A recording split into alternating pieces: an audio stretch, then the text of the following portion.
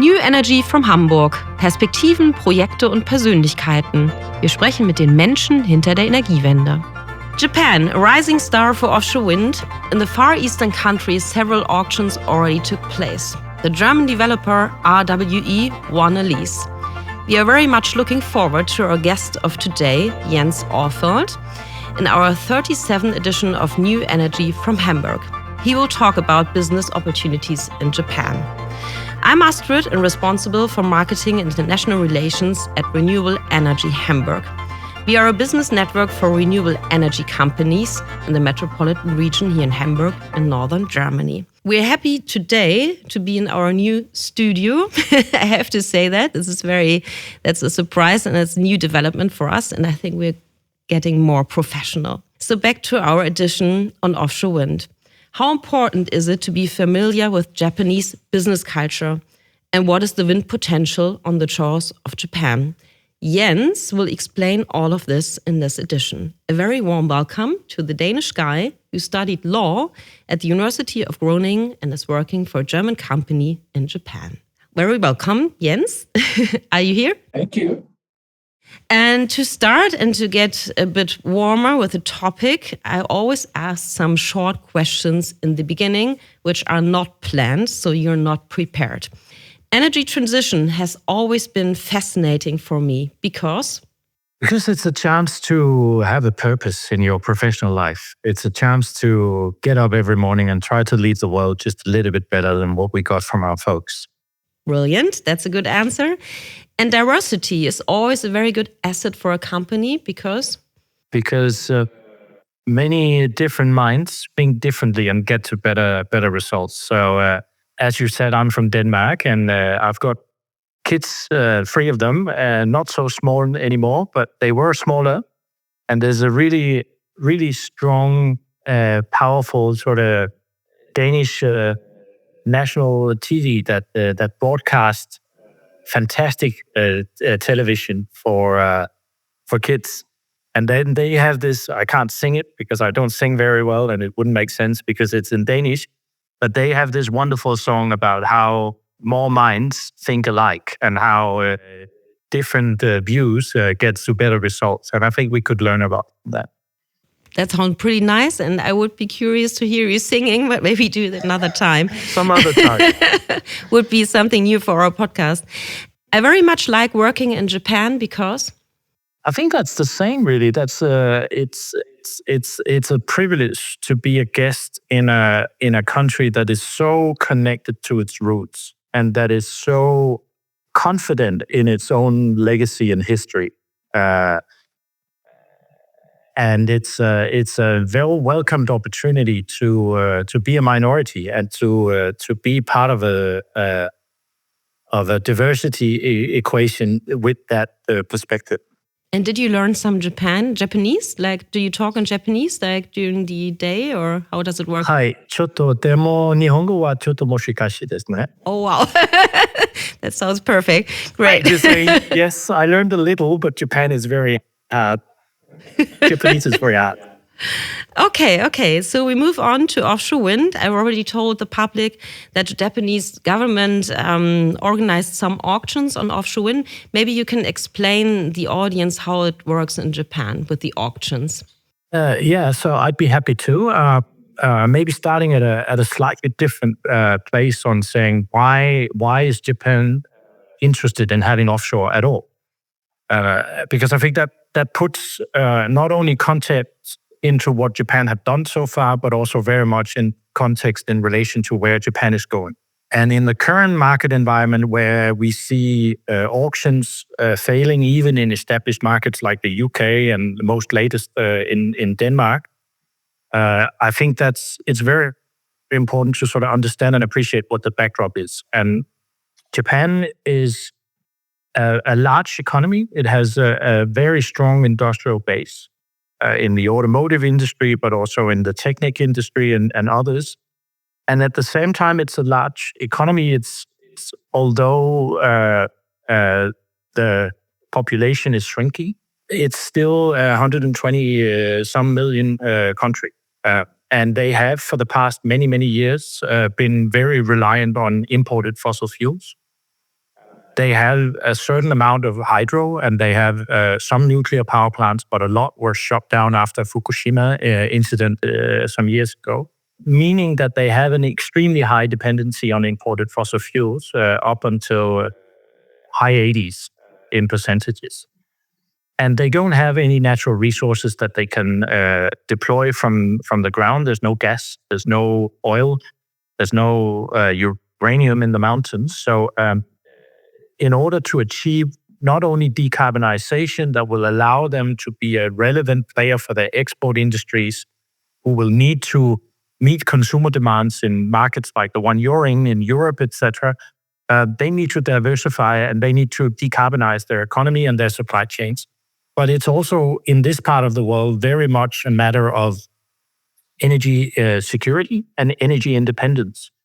And I think that's why we see a continued very strong push for deployment of renewable assets in Japan. And at the same time, Japan has 58 times the shoreline that Germany does. So there's a lot of ocean. It gets steep very quickly, but there is still a good runway or a good ramp for onshore, for nearshore projects that would still be fixed bottom. And it's a beautiful place, but it's also very mountainous here. 60-70% of the main islands here are covered by mountain. And the remaining land is relatively scarce and quite expensive. So there's a unique sort of USP for offshore because it's very difficult also from a grid perspective to deploy large-scale solar and large-scale onshore. And for that matter, I think there's a keen interest for the Japanese government, for METI, to really ensure that offshore becomes a critical part of its future energy mix. To come back to your question, for that matter, Japan has been relatively fortuitous. They've now had 3 auction rounds that they've auctioned out, and we were successful in the second auction round. And I think we had to lose in the first in order to be successful in the second, because we can get to that in a moment. But we really didn't have enough of a handle on what it means to be a developer in Japan until we lost. But they have annual central auctions. There's a whole process where the government works together with prefecture to have different sort of promotion statuses of projects. And after it's been through that, it goes into central auction. Typically, the auction opens and you have 6 months to submit your bid, and then another sort of 6 months before you get the outcome. And what we're seeing that Japan have been doing most recently is that they are taking significant steps to bring down DevEx costs for the developers, in the sense that they are taking more and more scope on with surveying, with the stakeholder management, with local fisheries, etc., so that it becomes more of a level playing field in terms of participating in auctions. We saw the first auction was what they call a strict FIT auction. So you bid, and that's basically the revenue you could get. In the second auction, the one we were successful in, they changed the system slightly so that you have a greater access to corporate offtake and corporate CPPAs. And we see measures being taken consistently by METI to adapt to the market environment. I'm sure we're going to talk a little bit more about that, but it just underscores that when we look at markets that we find attractive, we look at a number of different things. We first and foremost look at, is there a role for offshore to play in this particular market? How is the energy demand? How is the future demand? What is the industrial base? What kind of supply chain could you have there? But also looking at what sort of policies and strategies are in place. And the government has set very clear strategies. They want offshore as part of their energy mix. Morgan Stanley came out with a report a couple of years ago that basically said, in order for Japan to reach net zero by 2050, which is still their declared goal that they affirmed just as late as a couple of weeks ago by reissuing their NDCs, they need to manifold, as a matter of fact, up to a factor 8 to 9, they need to increase the renewable capacity in the country. And only offshore has the large-scale potential to meet those requirements. And this is bearing in mind a scenario where 30% is assumed to come from carbon capture and storage. So if you can't meet the 30% carbon capture and storage requirement, that would mean that you would need to up the X factor from the 8 to 9 even further. So the market outlook is there, and we see a continuous rollout of legal frameworks and policies that support that vision. And that is what's really important for us. In the current environment, I would say another thing that speaks positively for Japan as a market for us to invest in is the fact that you had a stable political system in Japan, and deployment of renewables, again, very much also because of the energy security and energy independence angle, enjoys bipartisan support. So even if there was a shift in government, which we have not seen for many, many years in Japan, we would still feel comfortable that an opposition would have a reasonably similar policy in relation to favorable conditions for deployment of offshore. Great. There was a long explanation. I think it shows that, no, that's fine. That's fine. I think like the audience understood, but for you as developers, very important that there are stable conditions in the country, like stable political conditions, that there is acceptance, like in the population. And you already also said that you had to lose once to win another time. I think there was a nice expression. And of course, if you think about Asia, you know that business culture is different, that people think differently. So what was your main learning, or what was your biggest failure maybe in the first auction why you lost? I mean, I think failure is good as long as you don't make the same mistakes again, right? That's true. And I think what we had to learn probably the hard way was that we were way too established and too European in our thinking when we first penetrated the market. So we entered into Japan in 2019, and we did a lot of groundwork, which proved to be the right one for us, at least in relation to greenfield development at the time, because you had to deploy a lot of local efforts into these zones as they were being promoted up towards going into auction. So that part we got right. But where we got it wrong was that we had a very Northern European approach to development. And we had a very lean team on the ground, and then we deployed most of our global resources supporting it from afar. And whilst we had a good partner in round one, I think we were too set in our own ways, and we didn't know at the time how to speak METI, so to say. The appraisal and the evaluation process of projects here in Japan is very different from the appraisal process in other markets where we have been successful in auctions for many years. And we lost on price because the winning bid was very aggressive, and perhaps also too aggressive even at that time. But we also didn't win or didn't have particularly good scoring points on what we, in our own perception, thought this is going to be great, which was on the qualitative points. And here I think we were left with a feeling with saying, we own and operate 19 assets across Northern Europe. We've been in the space of development and operation and construction for more than 20 plus years. We are the second largest offshore wind farm operator and developer in the world.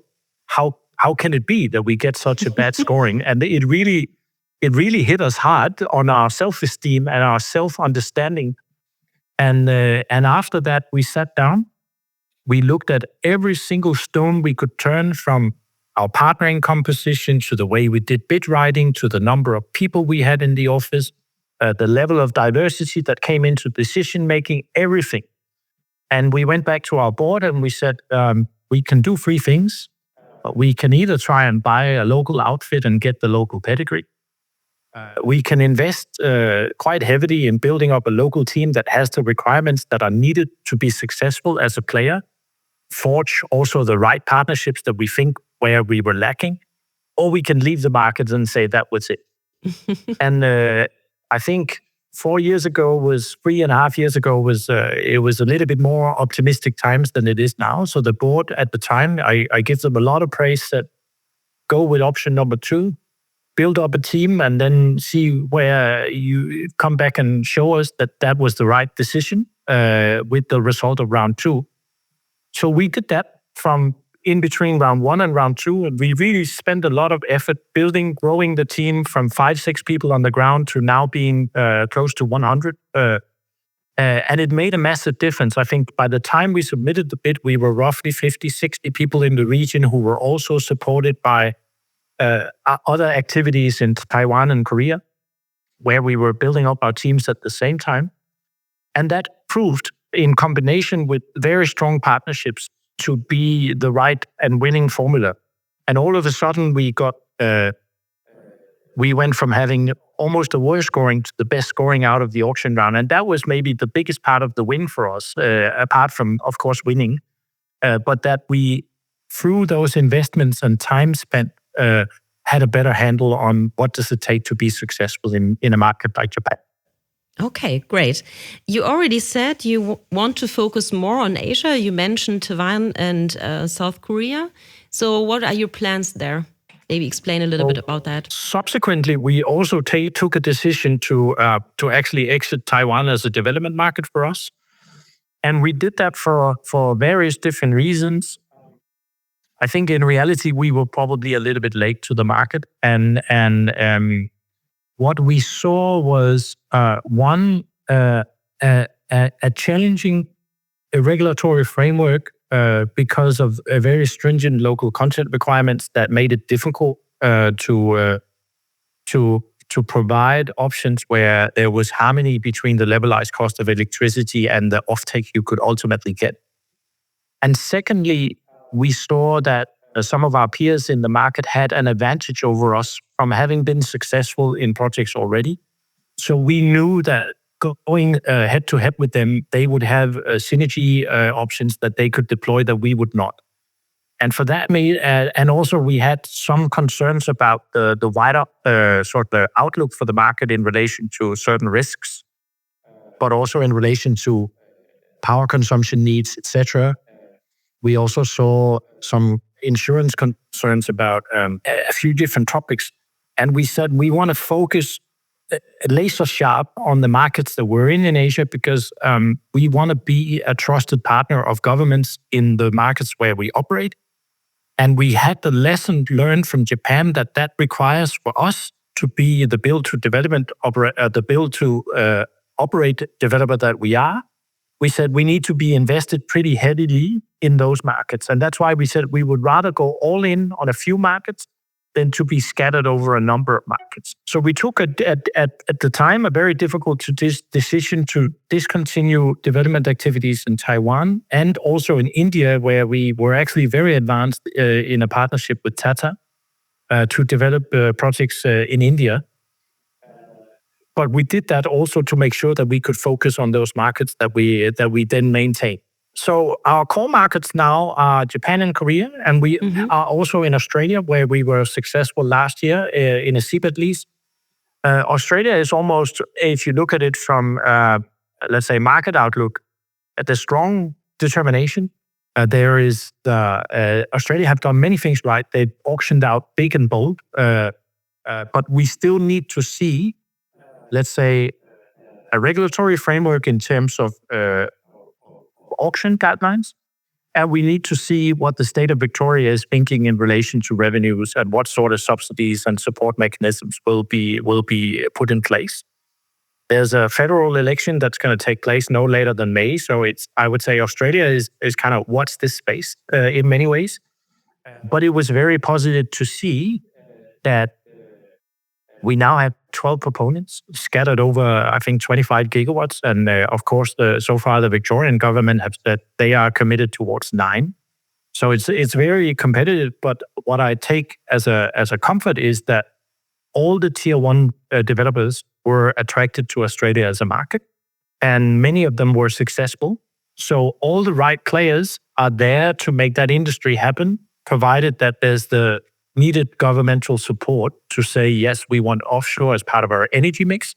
And yes, we want to pay for that, even though that there might be other options that you could, at least on paper, deploy that would be cheaper onshore, PV solar, etc. Because land is much less of an issue in Australia, of course, than it is in Japan and Korea.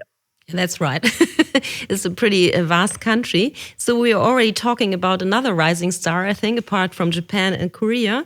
But you told me before we started the podcast that you're also a little bit worried about geopolitical issues right now. I think everybody is. We all expect or experience a very new development worldwide. And we all know that you were also active in the United States. So maybe some little remark on that development. What do you think, or what do you expect? What we've seen in a span of relatively short time is that I have this image at the moment where I kind of feel like renewables in the many years that I've been engaged in this industry have been something where it really resonated. There was, with most at least, no doubt that climate change was real. There was no doubt that this is an industry that we need for various different purposes, and the prevailing point was always the energy transition, right? And we see now competing global agendas rising out of, I would say, first and foremost, the situation in Ukraine, have led to a situation where affordability and cost of electricity has changed the narrative. And we see governments, for various different reasons, being forced to consider lifetime extension of, fossil fuel assets rather than investing in renewable. And there are many different reasons for that. Some are policy-driven, others are driven by the fact that many Western countries who are members of NATO are going from a reality where their defense budgets were maybe 1.6% of DMP. That was the case for my own government before Ukraine. And now we're looking at 5-6% that are being forecasted as part of for the DMP of national budgets. And of course, that leads to a situation where you say we can't do everything at once. And therefore, affordability becomes a topic. And on top of that, we have also seen that supply chain have continued to rise in terms of pricing. And where other forms of renewables have come down somewhat since COVID, it seems that has not materialized yet, at least for offshore. But I think the exercise and the challenge that we have as an industry is that we have to ensure and to work towards every single day that offshore is not only the right thing to do from a climate change perspective, but that it's also the right thing to do from a wallet perspective. It's simply the most economically sensible choice to invest in renewables. And then the green benefits almost become a side effect, right? And I'm pretty convinced that as an industry, we can still get there. In all my time, apart from the last couple of years in this industry, we've seen year-on-year cost reductions. I think maybe we got caught up in the moment a little bit about how much we could achieve. And some of those auctions that we've seen globally with very, very high leasing, clearing prices was probably too much. And we're calibrating, and I'm convinced that the relevance for offshore will remain very clear. But I'm also seeing, and we are seeing as a company, a global trend of where affordability is a key topic and where we are forced to be very selective in the auctions we participate in. Our advantage is that we have been very successful in the last 3 to 4 years in auctions. So we had a lot on our plate that we need to deliver, and maybe therefore we can take a slightly more selective view on growth. But I think we would have been forced to do that even if we hadn't been in that fortuitous situation, because for us, reality is also changing. 5-10 years ago, we were constructing maybe one, tops 2 projects at any given time. As we speak now, we are constructing 4 projects all at the same time. So we have Sophia in the UK, we have the North Sea cluster in Germany, we have Thor in Denmark, and then we have Offshore-Wind in the Netherlands. And all of those 4 projects are massive capex investments. And as projects increase in size, as does your, the capex required. So there's also, some bandwidth issues that we as an industry need to grapple with, that this has just grown bigger and bigger and bigger, and the requirements that are needed and the capex and the funds that are needed are simply becoming very, very overwhelming. Yeah, that's true. That sounds pretty impressive, like 4 of these projects at one time. I think we have to end now. We already talked a little bit. Maybe one last question. You already mentioned politics, and maybe we all know that the European Union released like a new Clean Industrial Act, that they changed a little bit their bureaucracy, that they want to make processes a little bit more quicker and things like that. What are your expectations towards European politics at this time, like concerning energy stability and all of these topics you touched upon? Maybe short answer. Well, first and foremost, a caveat. I know this is my 8th year in Asia, and my focus is pretty laser sharp on let's say Asian country policies. I do, of course, follow what's happening in the EU, and I think the measures that are being taken now by the EU, but also by sovereign states, are the right ones. And it's good to see that when, let's say, other countries decide to step down, that Europe is doubling down on this, and that electrification is at the heart of the policies that are being implemented now, and I think that's the right thing to do. Okay, great. That's a nice word to end. Thank you very much for this interview. Have a great day ahead in Japan. And it was a pleasure talking to you. It's actually ending now. It's already 5:30. So you can enjoy your evening. But I'll thank you very much. Likewise. Thank you. Talk to you soon. Bye-bye. Bye.